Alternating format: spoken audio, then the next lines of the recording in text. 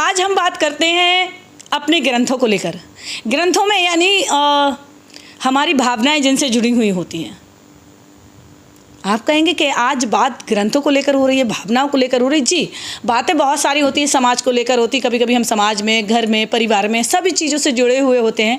आसपास जो बातें हो रही हैं उनसे भी हम जुड़े हुए होते हैं। लेकिन आज मन करा कि कुछ ऐसी बात होनी चाहिए जो हमें समझ में आना चाहिए, और जिनको पता नहीं उन्हें भी पता होना चाहिए, और हमें पढ़ना चाहिए, हमें सीखना चाहिए कि हमारे ग्रंथों में ये चीज़ें हैं तो क्यों हैं, और ऐसी हैं तो क्यों हैं। जैसे कि आज हम बात करने वाले हैं भोलेनाथ की, यानी भोले शंकर की, शिव जी की। कोई उन्हें भोलेनाथ कहता है, कोई शिव जी कहता है, कोई शंकर जी कहता है, कोई डमरू वाले कहता है। जिसको जो अच्छा नाम लगता है उस नाम से उन्हें बुलाते हैं।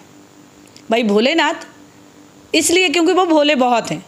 वो वरदान के इतने दानी हैं कि एक बार तो भस्मासुर ने भी उनसे ऐसा वरदान ले लिया था कि वो किसी के सर पर हाथ रख दे तो वो भस्म हो जाए।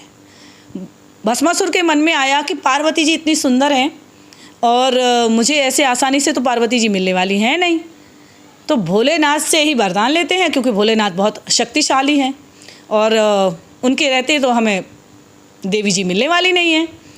तो उसने तपस्या करके भोलेनाथ को इतना प्रसन्न कर लिया कि भोलेनाथ इसलिए भोले कहे जाते हैं कि उन्होंने ये आओ देखा ना ताओ देखा कि एक व्यक्ति जो इतनी तपस्या कर रहा है, वो वरदान मांग रहा तो किस चीज़ के लिए मांग रहा है।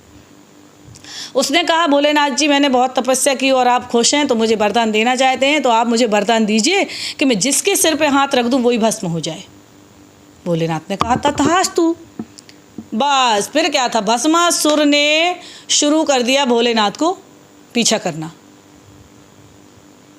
और पीछा करते करते करते करते भोलेनाथ खुद सोच में नहीं आई, समझ में नहीं आई कि ये मैंने क्या कर दिया, और ऐसा वरदान दे दिया इनको भस्मासुर को कि ये तो मुझे ही भस्म करने के लिए तैयार। तो एक हमारे यहाँ अंडौआ बोलते हैं, अंडौआ होता है, बहुत बहुत जगह पे अकौआ भी बोलते हैं, हमारे यहाँ अंडौआ बोलते हैं। तो उत्तर प्रदेश में तो अंडौआ ही बोलते हैं। अंडौआ का एक फूल होता है, और अकौआ भी बोल सकते हैं उसको। अकौआ का फूल होता है, उसमें भोलेनाथ जी बैठ जाते हैं, तब उनको कौन बताते हैं और बचाते हैं, विष्णु भगवान मोहिनी रूप धर के।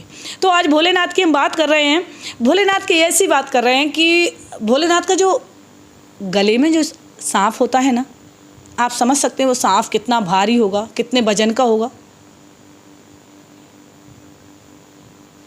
और आप सोच नहीं सकते जिसका वजन 50 किलो, और 50 किलो का वजन, जिससे समुद्र मंथन भी हुआ था उस सांप से जो शिव जी के गले में रहता है, तो 50 किलो जो सांप है उसका वजन है। अब 50 किलो वजन को अगर अपने गले में रखना हो, इतने बड़े सांप को अगर गले में रखना हो, तो फिर वो भोलेनाथ का आकार कितना बड़ा होगा।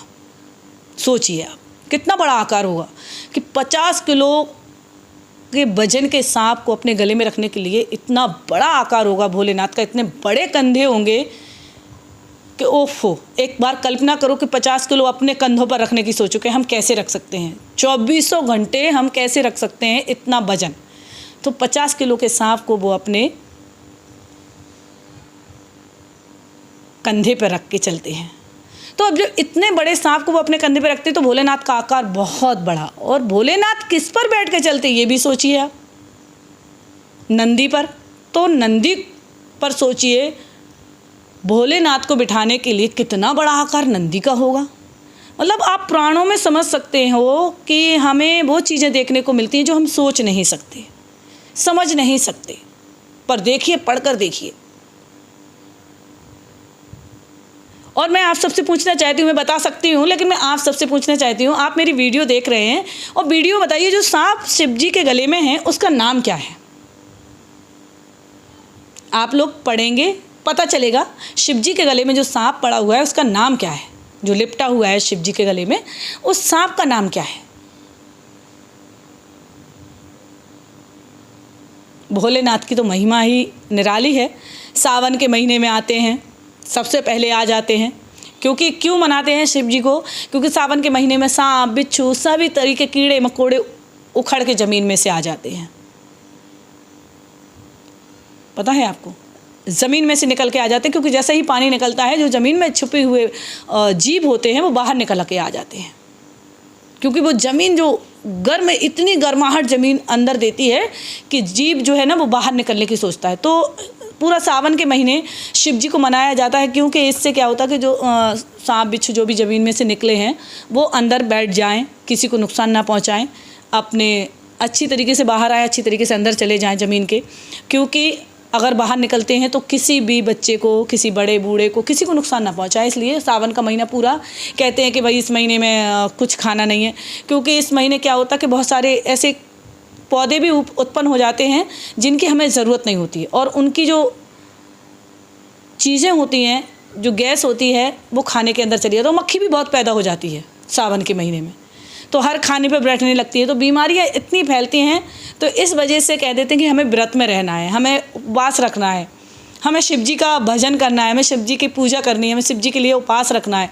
वो इसलिए कहा जाता है कि हम बहुत सी चीज़ों से बच सकते हैं, अपने खान पान से बच सकते हैं। हमारे खान पान में जो बदलाव होता है उससे हम स्वस्थ रह सकते हैं, क्योंकि हम कोई भी खाना अगर खा लेते हैं उठा के, तो नेचुरल है कि कहीं दस्त लगने के चांसेस बढ़ जाते हैं, कहीं उल्टी होने के चांसेस बढ़ जाते हैं। तो इस वजह से बोला जाता है कि सावन का महीना पूरा पुण्य का महीना है, पूरा देवी देवताओं का महीना है, पूरे भोलेनाथ का महीना है। इसलिए पूरे सावन के महीने में सोमवार उपास रखे जाते हैं, व्रत रखे जाते हैं, और हफ्ते में एक व्रत तो रख ही दिया जाता है कि एक तो रखो। अगर पूरे सावन के 30 दिन हम नहीं रख सकते, 30 दिन हम अपनी सुरक्षा नहीं कर सकते, तो हम सोमवार के सोमवार तो उपास रह सकते हैं। तो चलो जल्दी से बताइए आप कहाँ से मेरी वीडियो को देख रहे हैं, और जो शिव जी के गले में सांप लिपटा हुआ है उस सांप का नाम क्या है।